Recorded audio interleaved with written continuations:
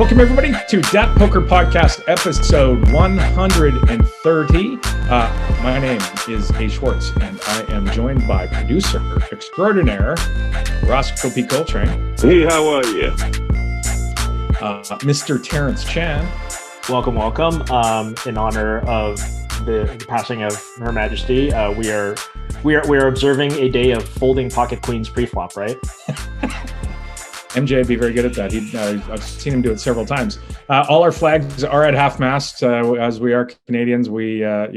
It's a sort of a somber day. Another Canadian who lives in the U.S. Is Daniel Negreanu. Daniel, welcome to the podcast once again, sir. Thanks for having me, gentlemen. It's been a while since we've all gotten together. I feel like August, for the first time for me, was a real, genuine break from poker. I have not played a single hand since the World Series, which was grueling. But I'm starting to get the itch up on my screen now. I'm looking at a little bit of the Triton poker stuff going on, and I'm gearing up for Poker Masters, Super High Roller Bowl. And we've also got the WSOP.com series coming, which unfortunately I'm not going to get to play very many of because I'm also filming high stakes poker as well. So poker's going to start up. I've done absolutely zero study. My study has been on whether or not Jagger Firkus or Isaac Howard is the pick at number 27 in my NHL fantasy draft. I've spent a ton of hours, as I typically do in August, and I'm super excited for that. But eventually I got to get back to the poker tables, and it seems like it's coming soon. I did see some guy asked you. Sorry, I want to segue with that because not the hockey stuff, but the poker stuff. I saw somebody ask you on Twitter whether you were playing Triton, and you're like, no, Triton's not in Las Vegas. And it got me to thinking, you used to be a guy who traveled for poker a lot. And, other than Rozbadov chasing the player of the year, I don't remember the last time you went on like you had a year where you went on multiple poker trips. Like you used to, when you had your Stars deal, obviously, like they had you all over Europe and Asia and all that stuff. But you basically don't leave Las Vegas now, it seems. You're absolutely right. Now, when I was with Stars before, and this is part of the reason why we ended up splitting ways is because I was getting married and I didn't want to travel anymore and all that kind of stuff. And I used to be, it was contractual. I would be at the PCA every year in January, and I would be at Monte Carlo and typically Barcelona. So those were 3 trips that I would be leaving, home. These days, and I really do love the Triton series, and I really wish, and I understand why it can't be done here because a lot of the predominant figures on the Triton can't even come to Las Vegas and play poker, which is ridiculous, but it's true. So and plus there's plenty of events here where I don't feel the need to travel. Having said that, there's nothing on the scale of Triton. Triton has a major advantage over, like, for example, the Poker Go events, because the Poker Go events, again, we lose the Asian contingent who can't come. We also lose the Canadian contingent who don't come because of, tax issues. So, the Greenwoods and the whatever else there are, the Devorases and, the Kristen Foxen, maybe. Yeah. Well, no, yeah, she's working on that. But there's another guy. That's why I don't play. But anyway, yeah. so that. But then again, everywhere you go in different pockets of the world, you have regular players. Like we have regulars that are not professional that will play in Poker Go but not go over there. But there's a whole bunch of like random guys over there that I've never even played with. But I do enjoy the Triton series. I think most people who watch it think it is like the premier stream live stuff, and they do a great job with it. And again, I have FOMO every time I watch it. I feel so stupid. I'm like, why am I not there? And I've never been to one. Shot clocks every hand help a lot too. It's like fast-paced viewing. We had a Poker Go studio too. Same exact. True. Yeah. Daniel, what's it like? And when was the last time you went a month without playing a hand of poker? It's got to be a while. Well, no, I've done that before. I've done that a decent amount actually throughout my life. But like, not just not doing a podcast, not thinking about poker, not doing anything like poker related, not studying, not anything along those lines. Just like I've been all hockey. Also, frankly, like my hand is healed finally, which is great. But in addition, like during the World Series, like my body genuinely goes through a transformation that is not good, right? Don't lift weights. I eat whatever. And, I usually gain some fat and then lose muscle. So it's that combo. So August has been great for me because I created my own workout meal plan and feel like I've got like a good amount of my strength back and feel, really, really healthy. And I don't think in future World Series, I'm going to let myself go quite as much as I have. Like I'm going to try probably in future World Series, find a way to do, like just simple compound lifts. That's it. Forget about like, tricep extensions and stuff. Just do squats, deadlifts, back rows, bench press. just very simple stuff, which is compound movement, just so that the blood's flowing and I don't feel like I have so much catching up to do after the World Series of Poker. Good. All right. A couple of months ago, there was a bit of a scandal that broke, and it was Bryn Kenney, the all-time, I believe he's still the all-time leading money winner in tournament poker. No, Daniel's best friend Justin is, I think, again. Oh, did Justin take it over? Okay, I think Justin's back on top. Praise be. Either way, Bryn Kenney was accused of a multitude of nefarious activities by Martin Zamani, among others. Did a interview with the Poker News, so Sarah Herring. There was a lot of people who didn't love the interview. Sarah admittedly isn't sort of an investigative journalist, so she was sort of a behind the eight ball to begin with, and Bryn's pretty good at evading questions. So, it's been, the poker community has hoped to have another kind of interview done with Bryn where somebody tries to get to the bottom of all this stuff. And Bryn Kenney went on Joey Ingram's podcast and had a 2-hour interview with Joey. And, we're going to talk about the interview and some of the stuff that came out of it. I think first off, poker, I don't think there's a lot of investigative journalists in poker. It's a lot of, entertainment type interviews, that kind of thing. So we're sort of behind the eight ball a little bit with trying to find somebody that can really kind of hold Bryn's story to the fire and his feet to the fire and try and get to the bottom of this. However, Joey took on the task, did a bunch of research, and spent 2 hours with him on his podcast. You can obviously check that out on various formats that Joey has and listen to it for yourself. So first off, I want to say I'm a big Joey Ingram fan. I think his interviews are very entertainment orientated. They're fun. Joey's very personable. He'll tend to have on people that, mix with him quite well, and they're kind of fun interviews.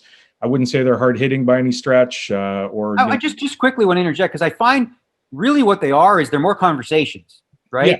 So like his conversations, I think that's what the draw is. People like just the sort of the shooting the shit, where this specifically was supposed to be an interview, which has a very different format. Like Doug Polk has a podcast he does as well. And like he genuinely interviews, right? Where he does research and he comes up with a plan. When Joey, he's a lot more sort of loosey-goosey, if you will, and just free flowing and, lets it fly. And, he sort of on his own has talked about not preparing for this sort of stuff and just letting conversation go where we go. So the question is, was that the appropriate approach to something like this specifically? I'm not so sure it worked.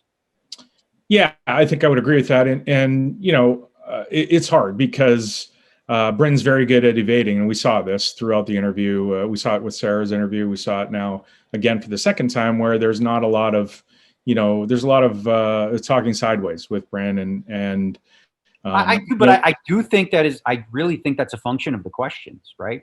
Because the questions often so what I saw from, because I watched it, of course, as we all did, was I noticed that Joey was kind of using this is a tactic you use in therapy or like when you're doing couples therapy where, you would say something, Adam, and then I would say, so what I'm hearing you say is, and then just repeat what you just said. And there was a lot of that going on, right?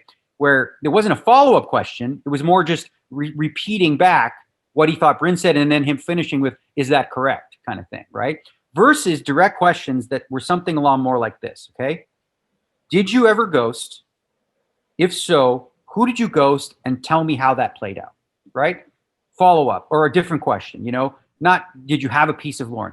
Did you ever play on Lauren's account? Not have a piece of her, but did you ever yourself use that account to play high stakes poker or anything like that, right? More pointed questions like that. I think, we would have gotten more information. And so that's why I don't feel like it was evading, essentially. I think the questions were just open to interpretation in terms of like how you want to respond to it rather than simple question. It's basically yes or no. Yeah. Have you ever ghosted anyone? Who did you ghost? Just to jump in there, I totally agree. I think Bryn, even if that happened, I think Bryn's probably going to still kind of wander with his answers. But you let it hang there. How do you get past that? How do you get past that? I'm like, have you ever ghosted anyone? Right? Let's nail that down because he sort of alluded to it. In the past, he's done stuff like this. All right. Okay. So we've affirmed now that you've ghosted people. Now I want to find out how egregious was this ghosting? Was this simple, small stuff like, oh, come on, buddy, you can do this, or was this like a massive, enterprise of something, right? But because we couldn't nail down anything specific, it allowed for these questions to be answered in ways that, you know, were potentially honest. I don't know for sure, but they were answers to the questions. The questions just weren't pointed. Yeah, I think answer Adam's point is that it's a lot of what you let what Daniel said is you let the question hang there. You know, did you ever ghost somebody's account when they were deep in a tournament? And you just let it hang there. Like there is no evading the yes or no question. Okay. And well, let's use an example, right? So Terrence, you asked me that question. Okay. Right. Daniel, have you ever ghosted anybody's account? Well, listen, you know, like have I, you know, my lifetime, you know, in the past when, you know, guys like playing deep in a tournament have tried to help them and sweat them and like, you know, maybe, you know, once or twice in my life, but you know, that's Daniel, pretty common. So that's sort of how things, you know, it was like never a real big thing. Daniel, and what did you use? Did you log into somebody's account? Did you use TeamViewer? Were you over at their house? See, you got me now, right? But that's the thing. It's like that's how it needed to be done. Where it's like, okay, let's nail that. Let's answer that question, and you can't evade that. You can't go on to questions 4, 5, and 6, or go on tangents to different things until you've nailed down. All right, like what are you admitting to exactly? Like when he said, I think Sarah's interview, frankly, you know, got a little bit more of that out where she said she did ask that question, you know, and he sort of alluded to like, yeah, you know, have I never, you know, ever, you know, sweated anyone like that? Okay, so we've got something there. But what happened is, both with Sarah and then even more so with Joey, there was nothing after that. I'm like, whoa, here is your open, right? This, because everyone says he didn't admit to anything. That's not true. He just admitted to suggesting that like he's helped people. Okay, well, I want to know more about that. Helped people how? What did you do? What was the process? Was this you taking over accounts late in tournaments? Was this just a question of like, you're at a buddy's house and you're sweating him and you're keeping his head on and telling him about the players? Like, because like Terrence, let's say you're deep, right? Okay, and I'm sweating, and I go, hey, Terrence, that guy over there, he likes to c-bet a lot on these flops. Is that ghosting? Like, there's different degrees of what's okay. Like, I would imagine that's okay for most people. As long as it matters a lot. It's a huge difference. It's a huge difference. Yeah. So what we got Bryn admitting could be at the lowest scale of not even wrong, right? If he was, you know, sweating you, Terrence, and going, that guy, don't try to bluff him because he'll always call you. This guy, oh man, if he bets like 1.5 pot, he's really nutted. Stuff like that. If I was ghosting you, Terrence, I'm not breaking any rules. I'm not doing anything really all that unethical. But we never got answers to those questions because they simply weren't asked. They were not prepared to handle it in such a way where you go, okay, here's my opening. He's saying something about that's, you know, we don't know if is this okay. Let's find out more about exactly what that is, and then we move on. Well, he says ghosting did happen, right? So he says that, and to your guys' point, I think But what does that mean? Yeah, exactly, and that's what also the passive voice. Ghosting Sorry, did happen. One sec, just because I want to clarify this point, because we brought it up, and there's a degree of how bad these things are, both with multi-accounting, both with ghosting, you know, even RTA preflop charts, whatever, versus in time, real-time assistance versus preflop charts. But so multi-accounting.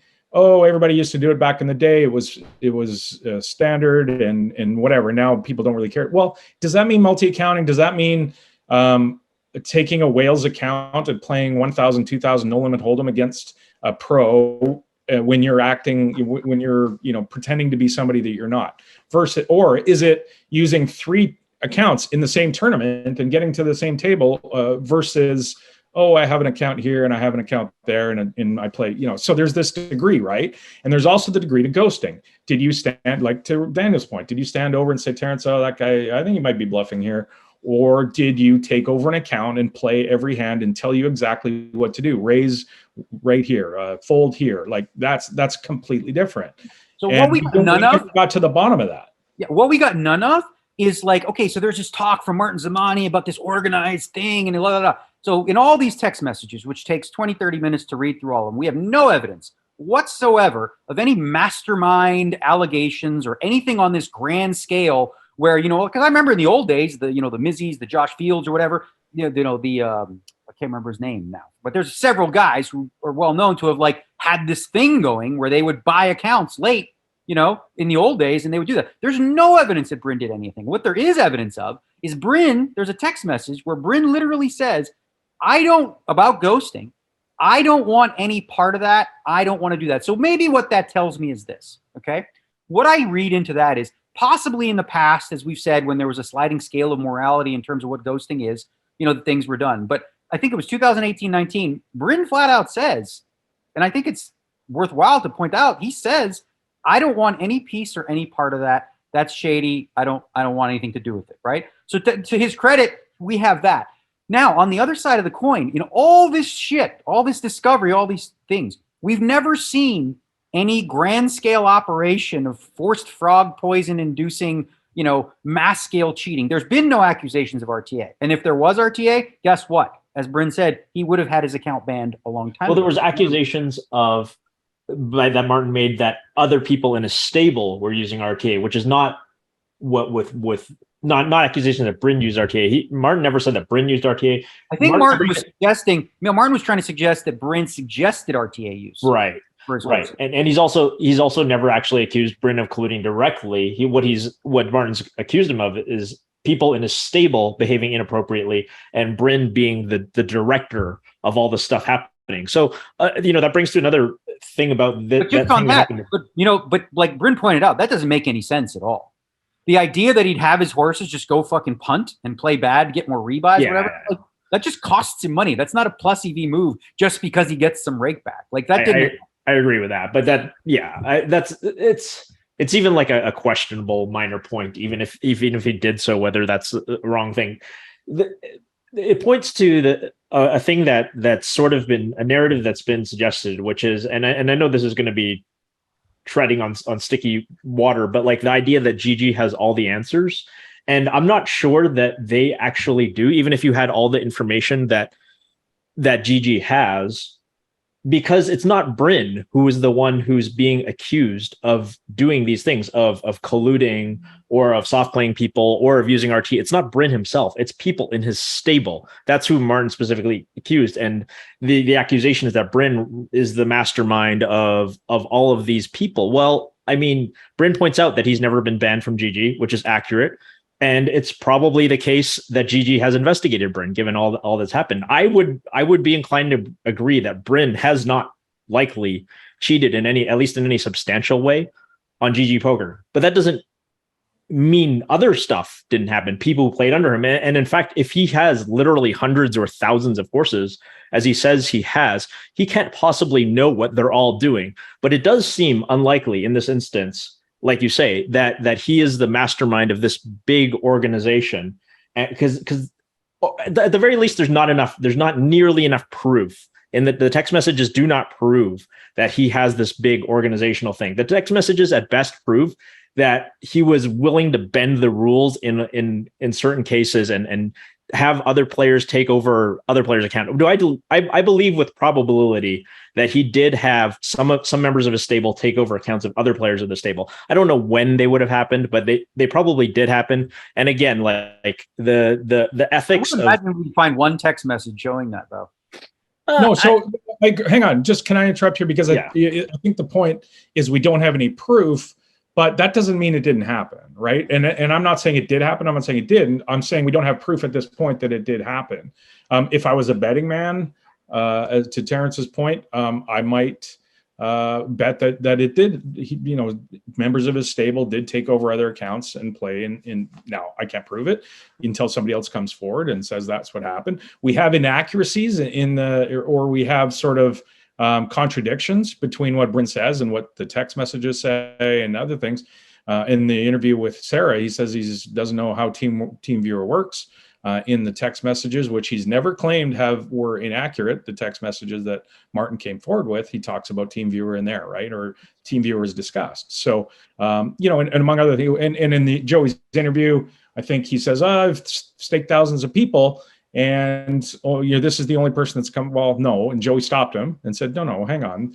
There's 3 people that have come forward. So all these 3 people are lying. Or who's the third? Lauren Roberts.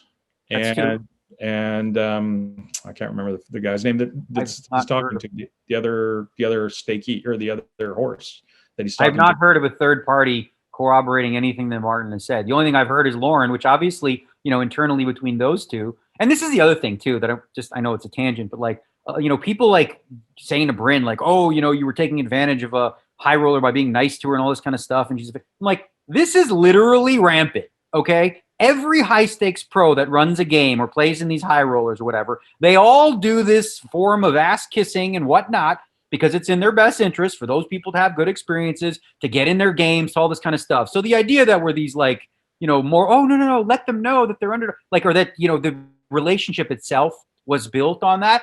I would imagine some of it is, but I don't know that all of it was, right? And they obviously have a dispute over money owed, in terms of those, between them and stuff. So I don't know. So outside of Lauren and Martin, I just don't find him, to be honestly, his stories are just, a lot of them just don't add up to make sense. Like this, the one when he's telling the story of like, he asked us to just go in and like dump our stack and try to make people rebuy. I'm like, what doesn't make sense though? Like, how is that financially beneficial to Bryn? I do think Martin's credibility is not great. Like given just everything about Martin, his past and the way he speaks and everything, it's very hard to take Martin as a sort of credible witness. On one hand, you have the idea like who would make all this shit up? Like what is he and what is his end game for doing so? But yeah, you talk about the stuff with Lauren. I don't care about any of that stuff. I don't care about Lauren, really, the manipulation of her. I don't care about frog poison. But the problem is like all of this stuff generates clicks and generates buzz, and it's funny to gossip about and it's fun, but it doesn't get to the point of what we really care about from a did Bryn Kenney cheat or encourage people to cheat perspective. The only thing that we should care about, and again, the only things that should have been stuck to if we want to the truth, and Joey's line of questioning is, what did ghosting happen? To what scale did it happen? What are the details of how it happened? When did it happen? Did multi-accounting happen? Again, when? To what scale? Did horses share information about hole cards, or did they soft play each other? When? To what scale? In what tournaments? Like, and these are the things that we don't know. We're never going to know because there's no proof of this stuff unless GG has some hand histories in there somewhere that can prove that it's happened. And it doesn't seem that they do, and if they do, they're not going to come forward with it. But that's the stuff I care about. I don't care about frog poison and whether he, did this sort of ethically dubious thing of sucking up to Lauren to try to bait her into games. I care if he took over her account, because that's obviously very relevant to take this like big losing player's account and try to like crush high stakes games when other people think you're playing against a whale when you're really playing against Bryn Kenney. I care about that stuff. And unfortunately, we're not going to get answers to that, because if Bryn did it, he's never going to admit to it, obviously. There does not seem to be any evidence that he did these things, or at least strong enough evidence that he did these things. And, even if Joey was the greatest investigative reporter of all time, I still don't know that we would have gotten to the bottom of it, but we would have been able to at least maybe better judge Bryn's reactions, his body language, all this kind of thing, and speculate a little bit better. But unfortunately, like, those questions were left hanging. I also think there's one thing I want to interject on, because I think Bryn tried to explain it, but I don't think he did a good enough. I don't think he did as well. And I know this because of obviously my history in online poker. When I ran full contact poker, we were part of a skin of a room called pokerroom.com, right? So pokerroom.com had his own site, his own separate site. Full Contact Poker was playing with the same group of players. There were other skins as well. So theoretically, Terrence, you could have an account on Poker Room that's TChan7, and then there's a bonus code for this other site, Full Contact Poker, where you get extra chips. So you go, you know what? I'm going to open up an account over there, a totally different account on a totally different site. However, you are playing in the same player pool. So GG Poker was a network as well. So there were skins and there was other things like that. So the idea of like multi-accounting, it wasn't a case of people running specifically, multiple accounts on one skin. They just were allowed to open one up. And if the network doesn't work, so if the network doesn't work across the board with the other skins and is like aware of who those accounts are, that opens up an opportunity for people to do that. But that I believe, and I don't quote me on this, I believe the security team now has updated that so that, if somebody opens up an account on, for example, Natural 8 or something like that, they will know it's the same account as a GG or something along those lines. And again, like I said, I'm really not sure on what I just said here in terms of what's accurate, but I do know for a fact that people were in the past with any sort of network able to open up multiple accounts on different, like same platform essentially, but different site. So I want to ask Daniel specifically here, and Terrence. Let's say, Daniel, you're put in Bryn's situation. People come after you with allegations of all these things. You're not guilty of them. And you get interviewed by Sarah, or you pick your interview. You pick your spots to be interviewed in sort of softball fashion. And you talk in circles for 2 hours. is that problematic? You know, See, or, I like when I listen, I thought Bryn did well. Like okay, I didn't. okay, but you say, don't you come out and say, I didn't do this, I didn't do that, I absolutely would never do this. That kind, like, aren't you adamant? This is your I reputation. believe he did do those things, but again, if you're not asked a pointed question, right? Like he vehemently denied any of these allegations. He said this is true and not true. I never did this. I never did this. I never used RTA, whatever like that. But again, because the questions were not formulated in such a way that were pointed, right? Did you ever ghost? Was not asked, right? That question in the 2-hour interview was not asked once. Did you ever ghost somebody? Did you ever yourself play on Lauren's account to play high stakes poker or tournament? These questions were not asked. So when they're not asked, let's say you were guilty, you probably wouldn't touch on those things, right? If you don't, like Adam, if you were interviewing me and about stuff and I knew I did like a couple shady things, but you don't ask about it, why would I volunteer it, right? It's silly. So again, I really feel like, and I think the interview segments are over. I think, Bryn has essentially done well in both, but I do think part of it is he didn't fake. Like I honestly believe, and like I'm saying this, I know they have a different approach, Doug Polk and Joey Ingram, when they do these types of things. Joey's more laid back. He prides himself on doing no research and just showing up YOLO. But Doug does the opposite, right? So I feel like if he would have been on the hot seat with Doug, I don't think Doug would have let him off the hook. And I think he would have had a much more clear direction of where he was going to take like the interview. And that's probably why he wouldn't get the interview though, because, it becomes a little more scary if you are the one on the hot seat. Terrence, does it bother you at all how Bryn handled himself in these interviews? Does it bother me? No. I mean, it's like the thing is, the only thing that sort of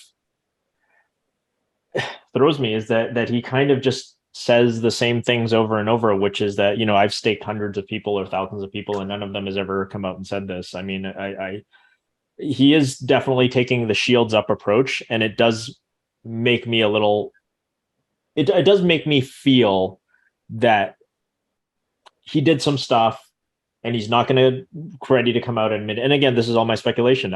This is just my sort of gut feel and my read, but that he probably wasn't, there's no way it's to the point that Martin is suggesting, or I think it's at least unlikely. I think like from what I'm hearing, it's like, there's a lot of people in online poker that have done some things. This idea of like Bryn being amongst the top level guys, it's like, I just think the evidence clearly, there's a lack of the evidence. Right. And I also think too, there's like this whole sidetrack, and you guys both brought this up, this whole time spent on whether or not he like forced people to do frog poison. Who gives a fuck? Exactly. Like if I stake you, Terrence, and I say no Taco Bell and go get frog poison, you don't have to fucking do it. That's up to you. But that has nothing to do with it. There's nothing, it's such a tangent, such a waste of time to focus any energy on at all as to whether or not he was forcing people to do this. And like, when he responded to that, again, he started off the conversation well, because like everything he said made sense. He's like, listen, when I see a guy who's doing shitty, he's not playing well, he's not focused, and he's punting, like I start to suggest, maybe eat healthy, work out, do some yoga, whatever the case may be, get your mind right. Cause I'm staking you. It's my money. Right. Like I thought, but again, it's a 2-hour interview and you could waste, how much time on that stuff, which is just not important. Part of the problem is the original interview that Doug with Martin, and Martin is just like baked out of his fucking mind, right? Like he is just absolutely baked throughout this whole interview and just goes on tangent after tangent. And it like we said, it's hard to take him seriously. But yeah, like if you're staking me, don't eat at Taco Bell versus, hey, don't raise each other on the bubble. Like these are very two different things. Exactly. You're right. You're so right. It's so stupid. It reminds me of like politically, and I won't get it down that rabbit hole. It's like when we focus on the most teeny little itty bitty issue versus like the fucking elephant in the room, bro. That the frog poison is not the elephant. It's a frog. Right. It's literally a little bitty frog with poison in it. We should have just fucking like, again, I really think that I would do a better job in terms of, because I like wouldn't let go of wanting to just focus on, okay, so you left the crack open. You said, have I never, once or twice done something like this? All right, let's talk about that. That's the story. That's where I'm staying for an hour. I'm like, all right, when did it happen? Were you at the person's house? Were you there? Did you use TeamViewer? What stage was this? Who was in this? Were you in the, that's it. Like, that's my interview right there. Because clearly he's not even accused of RTA. Bryn has not been accused of the high level offenses, right? If you think of like felonies in terms of what the worst egregious things on online poker is, the collusion, the RTA, the card sharing stuff. You're not even accused of any of that. He's accused essentially of running a ghosting operation. There's the mastermind of that. And the other accusation that, again, just makes no sense, of having his horses, dump chips and like lose money to like get rebuys and stuff going. Which, to be fair, is like, it's not the top tier, the ghosting thing. It's not like the A tier, but it's probably like a B plus tier. So like if you do, well, it depends if again. you are buying accounts like late in tournaments. Well, it depends on what we just, because ghosting can be, as like we said, simply as this. No, but what I'm talking, but like, no, what, you know what I mean? It's like you're deep in the Sunday Million, and you only your net worth is like $5,000, and there's like 400,000 for first place, and I like buy your account for 80,000 in equity, or I take your log in on TeamViewer. Yeah. That's like that's so different, right? Well, that's an egregious form of ghosting. This is why I wanted to dig into ghosting, because ghosting is a wide variety. The ghosting at its highest level is me buying your account, taking over completely. At its most mild, it's me saying, Terrence, let me give you a read on these players. I know these guys. I played with them. Let me give you some notes on how they play. So from what we know, information-wise, we have no idea if Bryn was just doing that or if Bryn was taking over accounts. We have no idea the scope, right? There's no evidence, no text messages, nothing. So essentially what we have, for lack of a better term, is an absolute nothing burger on this. We just got absolutely nothing, and I really do believe a big reason is because we spent, in both interviews, really spent no time getting to the depths of, all right, let's talk ghosting. What did it look like, bro? You said it might have happened once or twice. It's nonchalant, it's casual. All right, I want to know the details. That's my 2 hours right there. It doesn't have to be 2 hours. It could be 30 minutes, probably. Yeah, you'll get what you need. Okay, Terrence, if you had to bet if Bryn Kenney has had a stable of players where he has specific players come in and take over for other players when they're at final tables, if you had to bet that did or did not happen, what would you bet? I mean, I would lay like 50-1 that it happened at least once. Okay. Like, I don't, but the question is, did it happen once because some guy was deep this one time, or does it happen as a matter of course? Is that part of his actual business, taking over accounts? But so if that's agreed, we've already decided that that's the most egregious form of ghosting, right? Coming in at a final table and taking over an account happens once or 50 times. It seems like, to me, it's the same thing. Right. It's like, there's still levels of egregiousness. So for example, let's say, Adam, let's say I'm playing like a horse event. Let's say I'm playing like $5,000 buy-in horse event. And you happen, you're more experienced at Omaha 8 or better than me. You happen to be 5 minutes away from my house, and I'm at this big final table. Well, Adam, you want to come over and, help yourself to my couch, and, maybe you can tell me what to do with this ace, the second nut low hand. And, that's again, very different from like, here's my I'm deep in a Raz tournament. Let me call my Raz, or this player C of my stable is deep in the Raz tournament. I'm going to call player F to go log in on his account. Like, again, there's still levels. Yeah. And I think it happened. I think some players did take over for other players that were in Bryn's stable. I think that probably happened. To the degree that Bryn encouraged it. Like, did he say like, hey, do this because I'm the boss? Or did he say, might be a good idea if Adam came over to your house? I don't know. Right. Well, like when we look at the Sergey thing, I think one of the texts said, help him.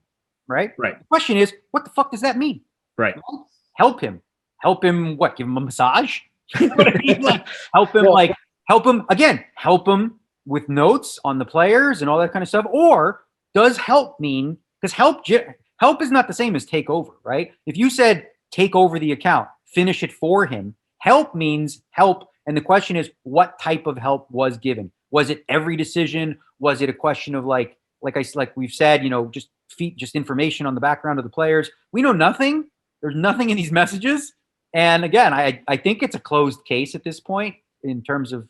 Well, unless somebody else comes forward, I think we all agree that we don't have enough evidence at all. But if another horse comes forward and has more damning evidence that corroborates some things, because Bryn's been on the record now, right? He's been on the record in 2 interviews, and he said very definitive things that didn't happen. So now if somebody comes forward and has proof that those things did happen, then we've got a problem.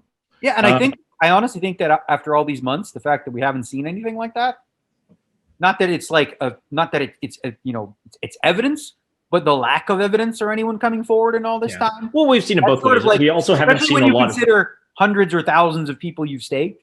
Like, you would imagine that at least one more person would come forward and be like, yeah, the story checks out. Well, the same on the other side, though. Like, if you're staking thousands of people, there should be lots of people also coming out and say, like, hey, I was a horse of Bryn's from this period to this period. He never asked me to do anything unethical. He's the most straight up guy. We always transacted on time. I was never asked to, like, some of that. We should have like dozens of those. No, people. I think the difference there, though, is like, so the difference there is you're entering the fray for no reason, right? Like, if like I would vouch. I mean, don't you think? Okay, you've staked people. I bet if somebody accused you of doing shady shit, like the people that you've staked would say, no, Daniel never asked me to do anything like that. I would imagine if your character was being assassinated. Soon, apparently, and again, I don't know where that was listed. Well, I don't know how true it is, but in terms, and I know that they had done business in the past or whatever. But again, I think more likely than not, if you have, let's say, if you staked 100 people, one guy comes out with a story, and you're like, all right, other 99, help, now's your chance. Where you at? Yeah. Like, if you're not being staked by him anymore,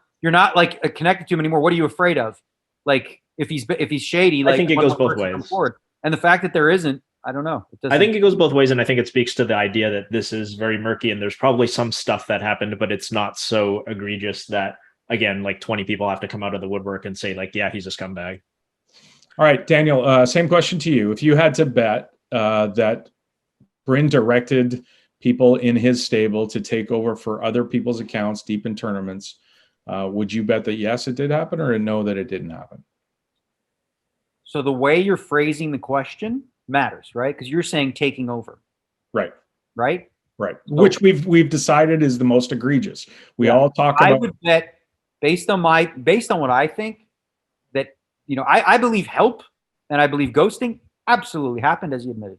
Whether like he was involved in taking over for someone, like, and telling his players to do that, I can't say I would bet on that because there's no evidence. And I think that if, you know, with all the information that's come forth, I would have seen something that would have led me that way. So I would, if I had to bet money, I would bet no. I would bet that he hasn't specific, again, and you're, you know, being very careful with the word. That's the most egregious form of ghosting, which is like, you know, you're playing Adam, you're at the final table, get lost. I got it. I'm taking over, right? Different than me saying, you know, hey, Adam, I'm going to help you with this. You got to start opening wider here. You got to do this. You got to do that. I believe that happened for sure. I mean, I would bet that that's happened with almost all online players that, you know, are at the high stakes in some form or another, like literally. But in terms of like, you know, the most egregious form of ghosting on a grand scale is this mastermind, I would bet no, based on the information we have.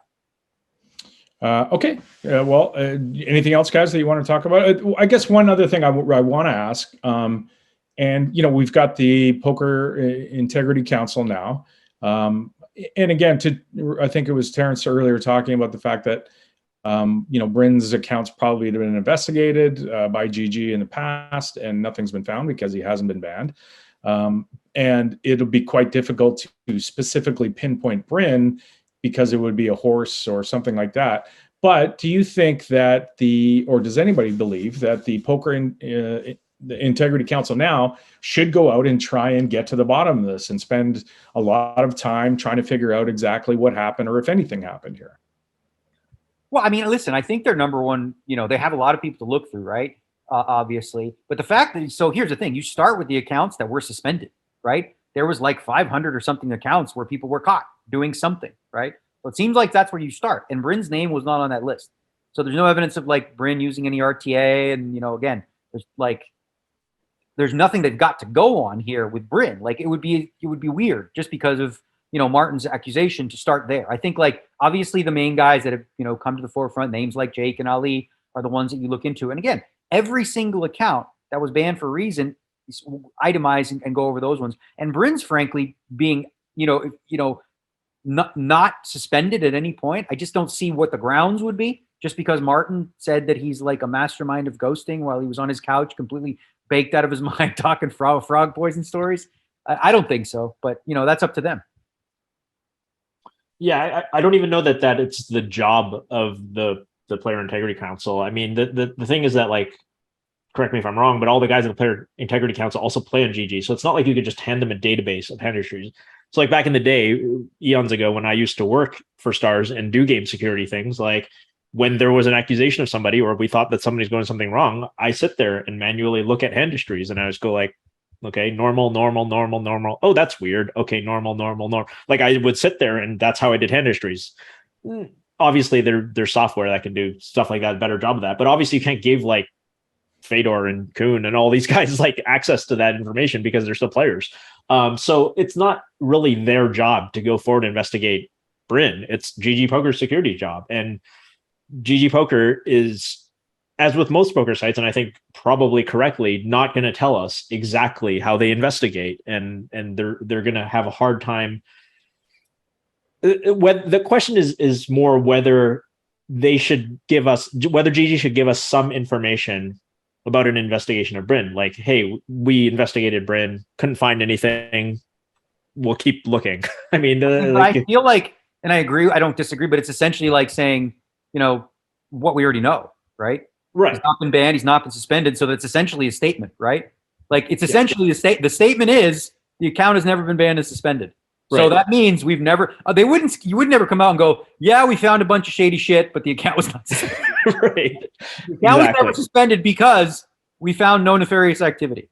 Yeah. I think that the Integrity Council is more looking, again, correct me if I'm wrong, because I don't know a lot about it, but more discussing the idea of like, do guys like Jake and Ali, who we're much more certain of doing bad shit, like should they be allowed to play in live venues? Should they be blacklisted from a bunch of online poker sites? All this kind of thing. My understanding is that's going to be more where we're headed with Player Integrity Council.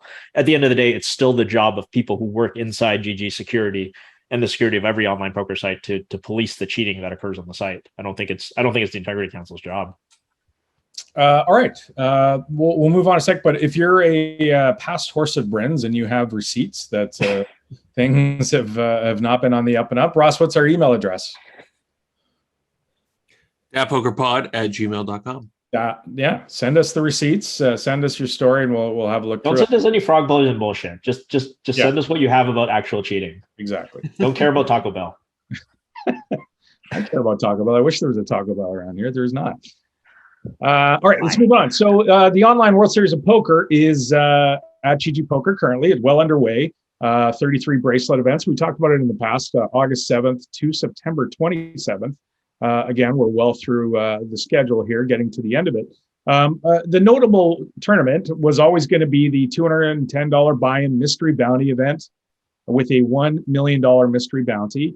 Of course, at the live World Series of Poker, that was won by Mr. Matt Glantz, the $1 million first prize. And another sort of well-known name in the poker world won the $1 million mystery bounty in this event. And that was Scott Ball. He of the Poker Twitch fame from back in the day takes down the $1 million mystery bounty. These mystery bounties, guys, are fun. They're just fascinating to watch. For a $210 buy-in, you can knock somebody out and win $1 million, or you can win the tournament and win $1 million. So a fantastic format. Whoever came up with this is a genius. This is going to be a staple of poker tournaments going forward. I guess maybe Terrence, talk a little bit to the success of this format, and are we going to see more, Daniel? Are we going to see more of these in the future in all these series? I'd be shocked if you don't see one in like every live tournament series and probably many online series, software depending, going forward. I think Ben Wolinovsky had like the best tweet on this. He was like, let's just do mystery bounties for everything. Let's mystery bounty every tournament, mystery bounty 8 game. Just get a bunch of people in there who don't know how to play anything. Just mystery bounty, no limit 5-card draw, and just watch people blast off in prize pools, go to the moon. Well, it was actually the WSOP that first came up with the idea, and they planned to put it on the schedule. And this is when COVID happened and the live event was canceled. So they saw the idea and they piggybacked it. And that's really sort of where it got its legs. Another really popular format that we've run them at the World Series of Poker, and we had it here, of course, in the series, is the Flip and Go, which was event number 18, $100 Flip and Go. That crushed. Right now we've got like PLO week going on. And I think we're going to have this podcast out tomorrow, but on this weekend, the 10th, there's a ladies No Limit Hold'em Championship. And of course the big one, but then you got the Colossus next week, of course, but then you got like the big one. This thing had like a 20 million guarantee a couple years ago. And I don't remember, it was like, it won the Guinness Book of World Records for like largest tournament ever. And there was like, I think there was an overlay in last year's, and there's less flights this year. So I think it's like an even more valuable opportunity, because there's also like, you got satellites for as little as 25 cents. You go like literally for a quarter, play satellite, get into the main. They're all freeze outs, each day one heat. I think you get up to 3 opportunities to play, but you can only play once per heat. And, like last year alone, 4 of the players, the top 4 spots, paid like $1 million plus. So definitely worth gambling on for sure. All right, so we're going to wrap up. We got the main event, and then we're moving on to the WSOP online version, where people in Nevada and various other states, or a couple other states, can play in that. Danny, you're going to stick your nose into the WSOP.com version of the bracelet series? Yeah, so I looked at the schedule. Unfortunately, my schedule is jammed, right? So I'm playing a couple of days of high stakes poker this weekend, and then I've got the Poker Masters from the September 21st. Then the Super High Roller Bowls on October 5th. And then I'm actually taking a trip. I'm leaving the country on around the 9th or the 10th for a little bit. So I'll miss the end of it. So I may play like 5 or 6 of them. I guess there's one starting. I'll play the opener on Saturday, but I'll miss the big stuff because there's big ones on Sunday. I'll be playing on high stakes poker on Sunday. So yeah, I would have loved the idea of just staying home and streaming them all kind of like I have in the past. But, I'm going to prioritize, Poker Masters, Super High Roller Bowl. Those are big money tournaments, and somebody's got to get even for the year. I'm not going to be doing it in the $400 WSOP online. We're like, yeah, you want a bracelet for $32,000? Great, thanks. Well, high stakes poker might be a place for you to get even. Obviously, in the past, you haven't run specifically well in that format. What can you tell us about this version of the high stakes poker? Or are you bound to secrecy? Oh, no. Again, it's like, I think, people have seen that it's back. Obviously, it's behind the Poker Go paywall. So we're for those that, want to bitch about that. But hey, it is what it is. What I like most about these formats is that it trims the fat. Like the streams are great, but like, let's be honest, of us 4, right? Who among us has 8 hours to sit there and just watch like guys play? I much prefer play it out. Give me the meaty stuff. And I like the fact that it's once a week. It's edited down. So all the hands are quality. All the banter is quality. You essentially elevate the quality of the show. And again, there's absolutely a place for streams. And I know we've got that on the docket with the Hustler streams and the bike streams. I want to say quickly, because we haven't talked about it since, but like the Hellmuth thing, right? Yeah. So Hellmuth had Hellmuth week at the bike. So that's going to crush Hustler numbers, right? There was 18,000 people watching the Hustler stream and 500 people watching the bike. The main reason for that is Phil Hellmuth week, Fearless it's called, Fearless Phil Hellmuth week, playing 100, 200 blinds with Eric Persons, his big nemesis that he's going to bust and get him back for all the shit he did, sitting there with 400-500K. Phil's fucking sitting on, and I'm not even lying, 100, 200 blinds. He's sitting on 2,500. Nobody wants to watch that shit. Nobody wants to watch Phil wait for ace-8, pick up weakness, and move in for his 2,500 and pick up the blinds. That's not the allure of these streams. The allure of these streams is the Alex Keatings, the JRBs, these guys who are like bombing in 200K on the river with air balls and shit. That's what makes it exciting. And Phil, I think I really do believe he's realized from a brand perspective or whatever that this is bad for him. When like Phil Hellmuth, the big star, nobody's watching him. Nobody wants to watch him. Where he's an actual net negative. Nobody wants him on their shows anymore. So he did say at the end of it, all right, from now on, I'm going to buy in for 300K plus to play, any cash game on TV. We shall see. We shall see if it holds true. Can I take the no? I don't think the chances of that happening. I think he might do it, but the question is that then you're going to have a whole new form of nittiness, right? So he's got the nittiness now of like sitting there on the 12 bigs waiting for a spot to jam, but now is he like somebody opens, he's just folding king queen suited because fucking waiting for a better spot, I will never get over. I will still never get over the YouTuber game where 6 people who literally do not know how to play poker, and he's sitting there with the minimum. I will never get over it. People in general are really afraid of me. I've played 1% of the no limit hold'em that Phil Hellmuth has in his life, I would be their biggest stack in that game. Like, there's no question I would not be there. You want to hear his lie? You want to hear his absolute lie / excuse for why he did that? And it's I would bet $1 billion. I'd bet $1 billion that he wouldn't pass a lie detector on this. He said the reason he bought in short was he's like, how bad would it look if I go in there and bust all these streamers and win like all the money and I win like $2 million, right? He said that? He said that at the table to, I can't remember who was at the World Series, and I just sort of was like, oh my God, this is you're going to have to go this is your just win 100K. Your spin now is that you were taking it easy on them and you didn't want to come off too big. All right, cool. Well, how do you explain doing it at every other fucking stream? I mean, you don't have to, just take 20,000 for your time. You don't have to win the whole 2 million all at once. I didn't say give it all back. Like exactly. It just doesn't. It doesn't add up. That's the story when he's playing in his Fearless week and he's again sitting there with like 1,200 in front of 2,500. Fearless is the best. But overall, bottom line is like now ask yourself if you were going to create a lineup and you want to create ratings for a stream, a live stream, is he plus EV or negative EV for your stream? Right. Well, we saw. The Hustler versus Bike, I think the numbers bear out that, it didn't work. His name cachet alone, people that are poker fans, they want to watch crazy poker. I think that bodes well for the game of poker in that, people enjoy the actual game and the characters are sort of secondary to a certain degree. That's probably good for a lot of, new up and comers. Like people like to watch this, Garrett Adelstein, he wins all the money on these shows. People love watching him. People love watching him. Because he plays pots, man. He gets in there, he battles, he fights. He's in the trenches. He's doing crazy shit, right? Again, nobody wants to frankly, nobody wants to watch someone play actually really well because it's boring. Like if you played 9-handed with let's say there was no straddle, and you played 9-handed, no limit hold'em cash. It's fucking boring. Like playing properly is boring. Mm-hmm. So they need guys that are just like, yeah, fuck it, it's for TV. Alex Keating's great. This guy's the best advertiser ever. Best hustler in the game. You know what they should do? Drop off $1 million, whatever, here in the TV shows, and I'll get better action in the side. You know what they should do? Every game that has Phil in it, they should just make an ante that's equal to the small blind. Like everybody's got ante, there's just going to be nine small blinds in the bottom before the cards are down. I love that format anyway. It's much more like the short deck format where everyone's a small blind, for example. And the button's the big. Just make an ante so we can't just sit there and. Yeah. You're right. Like I've always said this. More ante is better, right?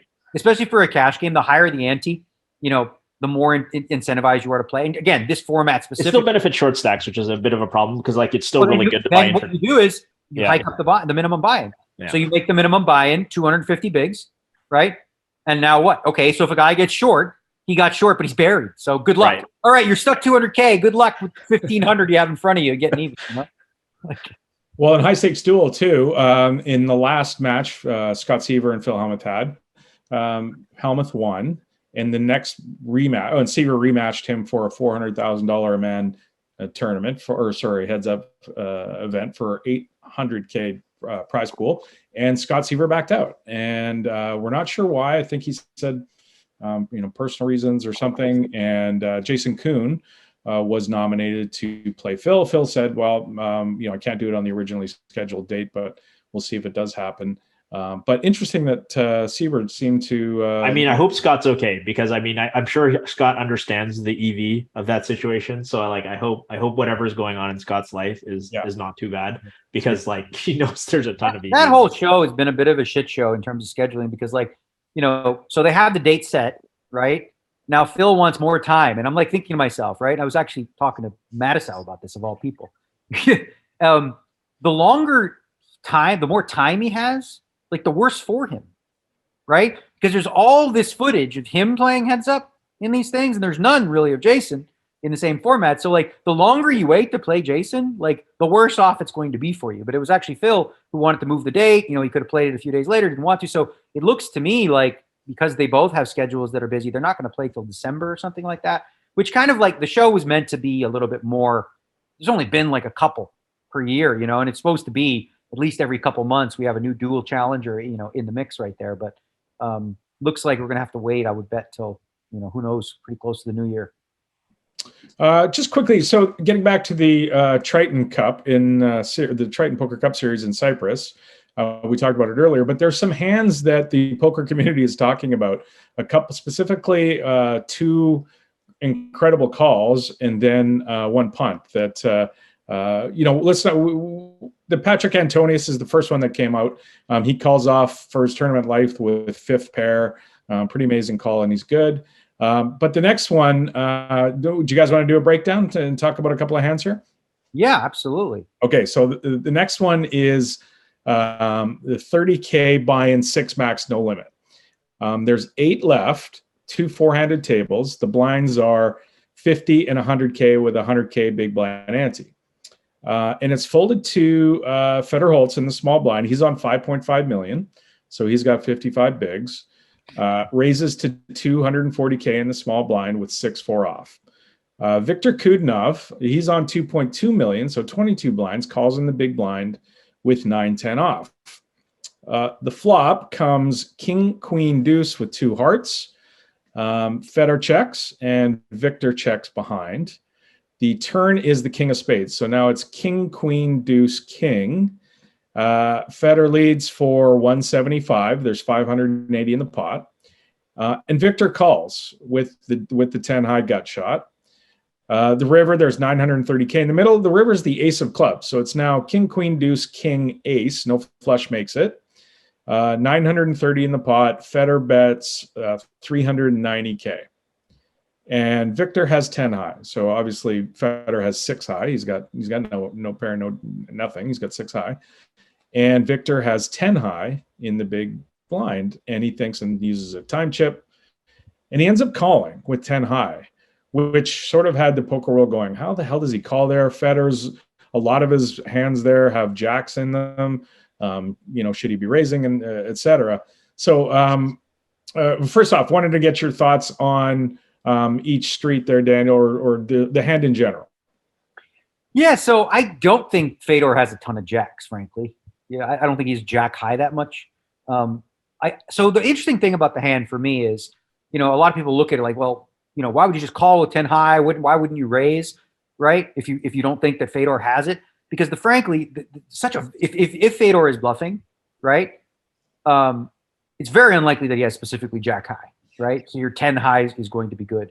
I think the key things from the 10 highs perspective is like, what value bets here, right? So the hands at value bet are a king for 3 kings, but would he bet that size with a king? 390? Maybe, but maybe he discounts a king, figuring that maybe, Fedor leads a flop, or maybe he bets bigger on river with the king. An ace value bets, sure, right? The question really comes, I think, when you're deducing what to do against Fedor is, would Fedor ever bet a deuce? I don't think so. I don't think he's going to bet a deuce for value, maybe as a bluff, but I don't think so. And also, would he bet a queen? I think that's really like sort of the seesaw point of like whether this makes sense. And I think if I'm Fedor, I probably am not betting a queen very often, because you have to ask yourself, like, what exactly are you getting called by, right? Like when the guy calls. I mean, you get called by maybe a deuce, but when the ace comes. So the thing when the ace comes, I feel like Fedor kind of has to bet at that card. Like he bet turn. Ace is a really good card for him. He sort of has to go for it. But I give kudos to the guy with the 10 high for having the guts to call, because he knows that Fedor is going to push. Here's the thing. Pre-flop, the dynamic at a final table.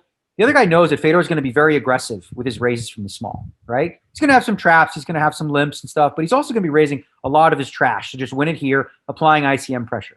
So when you think, oh, Fedor raised, he must have X. Fedor can have anything, as we know. He can have 6-4 off. He can have 8-6 off. He can have a whole bunch of garbage, 9 highs, 8 highs, 10 highs, right? Can I ask about, because my interesting thing was pre-flop too, the sizing pre-flop. So going to 2.4x out of position, is that considered standard now in theory? Because I know the old thought sort of used to be when you're out of position, you might size up, because you that don't is really sort want of to sizing up a little bit from the min raise, right? So like people are min raising, now you're going 2.4, which is a little heavier. But with like an ante, like the big blind's going to call with like what, like 80% of his range? It really ultimately depends. Like you're that deep in the tournament, it depends on the stack size, right? So the other guy started the hand with let me see, he had started with 22 bigs, right? So when somebody starts with 22 bigs, now you're making it 2.4. That's pretty significant. Now, if the guy had like 60 bigs and Fedor had 60, Fedor is going to come in for probably 3 and a bit, maybe, right? Yeah. But it's a function of the stack size. It's a function of the effective stack size. So it's an interesting thing with the 10 high. I think like he blocks 10 jack, but I don't think that matters because Fedor doesn't have 10 jack here. I think if Fedor has 10 jack, his river sizing is not going to be 390. It's Jack 9 also, I think, is the other bluff. Yeah, you block all the Jack 3, Jack 4, whatever kind of stuff. kind of crap and garbage. But I think those hands bet the flop a little bit more often too, in theory. But ultimately, like, the question is, does this guy have a calling hand with 10 high ever, or does he have to? Does he have to, if he's going to call, put in a raise here to sort of, push out the hands where Fedor has a deuce or when he has jack high? Does Fedor ever bet big representing a king, or is he just betting 100% of his kings on the flop?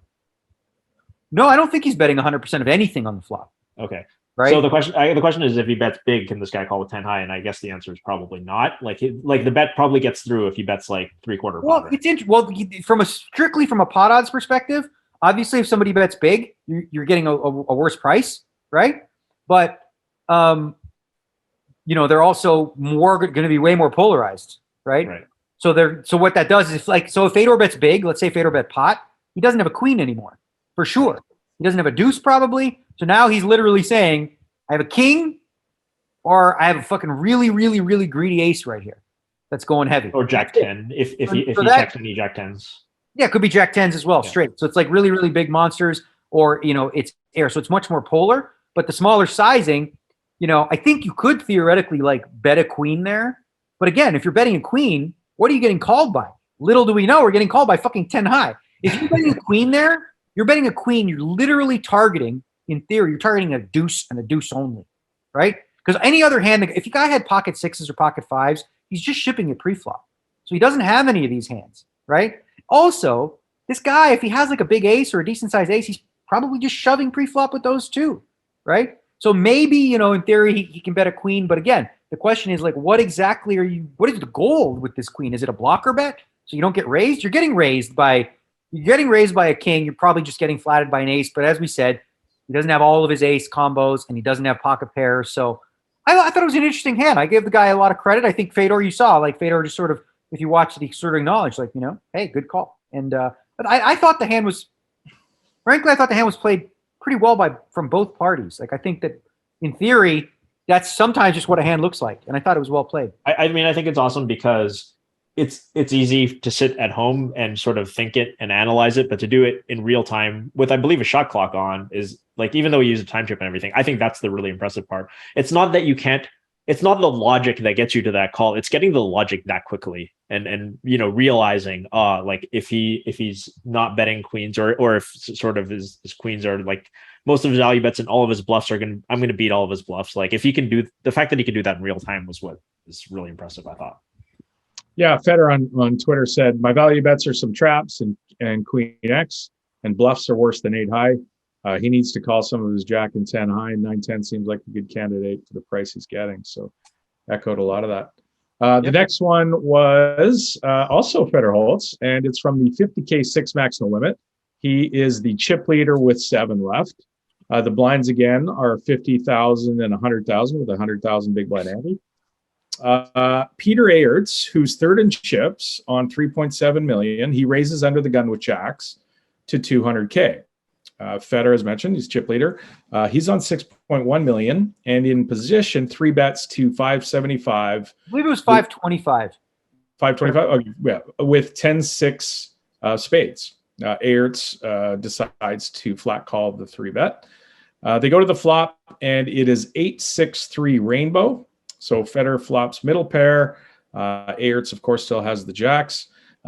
He checks. Feder bets 350,000. Ayerts then check raises to 1 million, and Feder calls. The turn is a 7, completing the rainbow. So now again 8-6-3-7, and Ayerts shoves 2.3 million, and Feder tanks and calls with third pair and a gutter. He loses queen. I think queen comes on the river and Ayerts doubles up. But thoughts on this one, Daniel? Okay, so Fedor, I will go straight to Twitter because Fedor tweeted, he said, I'm quite bummed to be out in 7th, but my credo has always been to go after where I think the value is, even if I look crazy or stupid to people watching. I think 10-6 was poorly played, but I'll learn from it and show up stronger next time. So I was curious, right? Because I thought it was poorly played, and I was wondering which street, because I didn't think a lot. So I said, which decision are you, most upset with? Was it the pre-flop, the C bet, flop with a call off, or was it the turn call off? And so he replied saying, turn call, I'm pretty certain is losing a decent amount of money. Based on that assumption, flop call must be losing too. And I think his check is better than bet on the flop. Significantly better if he check raises jacks, which I didn't assume. Pre also a bad hand choice, even though it might be slightly plus EV. So my thoughts to add on that are this. So this is very common now. We see in ICM spots where the chip leader is going to push the envelope against min raises. They're going to come in for like little over 5x. So it's, min raise to 2, and then you're coming in for, making it, 5 lines, something like that. So I don't mind the play with 10-6 of spades. It's a little aggressive considering the player's under the gun. But I also think the fact that the guy didn't 4-bet the jacks, it bodes well for doing that with 10-6 suited, right? So the guy is third, right? So he's got some pretty big ICM situation there, right? Yeah, he's doing really well. So he's specifically targeting that player.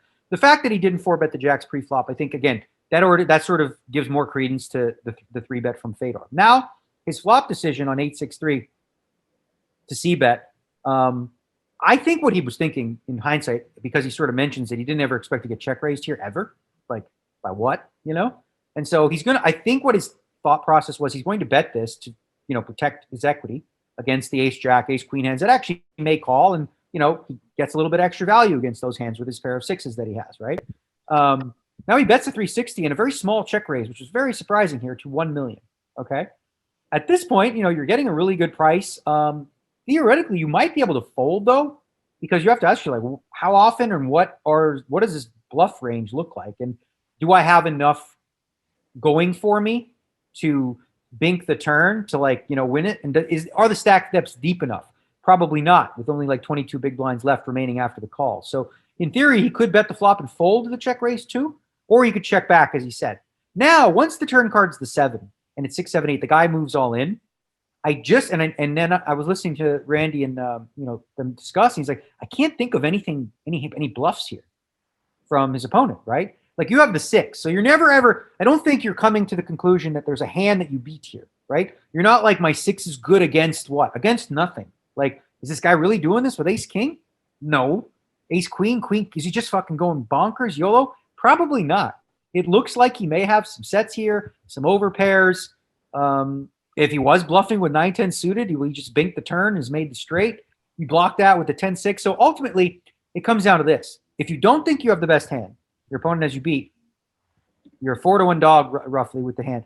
Are you getting the right price to make this call now? Because there is a pretty big pot. And I think the answer is no. I think he was, as much as it sucks, because now you picked up outs, right? If the guy's got jacks, you can catch the 6, the 9, or the 10 to win the pot. But I think that's probably not enough, considering this guy's range. Can you think of any bluffs really that make sense? Because I don't think there are many. No, as soon as I saw the hand, I started constructing it. But for that reason, especially even in practice, and we talk about different in theory than in practice. And so I wanted to go back to the flop, where it's like, well, on the flop, Peter Arts, by the way, famous Dutch kickboxer, one of the greatest kickboxers of all time. So that one threw me. So, but it wasn't, I know you have experience playing with fighters now. It turns out to be a different one. Like in theory, you're supposed to have, as Arts, a lot of bluffs on this flop. I imagine, like, a lot of semi bluffs. You can't just only have value, obviously. But in practice, I don't think he has a lot of check raises ever, really. Like, I don't think that he's probably supposed to check raise there like less than 3% of the time. Okay, so of his check raises, obviously some of them have to be bluffs. But in practice, given the ICM, like, how often do you actually see people taking this really aggressive line with like 5-4 and 10-9 on the flop? Like how often do you think 5-4? Well, both of those hands theoretically are folds pre-flop. Like, you just folding. You're not calling. Like, first of all, you're not opening 4-5. You're not supposed to be opening with chip leader behind you with 4-5 and 9-10 suited. Sure, maybe sometimes, but then when you get 3-bet, you're in really bad shape against the chip leader. So you really should eliminate those kind of hands from his range. Like, when he calls a 3-bet in this position, he's supposed to have big pairs, some suited aces, some suited broadways, and that's fucking pretty much it. There's not a lot of other stuff. The bluffs look like really weird. They're like these awkward, like ace-4 suited with a backdoor thing that you do like 20% of the time. Like whenever you look at a solver output, it ends up being something like that. But in practice, in this ICM situation with like real money on the line, do you see people semi-bluffing here, like at the frequency that they're supposed to? No, and again, but the real reason is like I said, and I think Fedor was super shocked to be check raised because when you 3-bet and it comes like 3 rainbow cards, like you're not supposed to check raise aces here. Right. Just let him hang himself. You're not supposed to kings. Jacks or tens are probably some of the hands that, check raising has some value because you deny some equity and you avoid some turn cards that could be difficult to play like an ace or a king.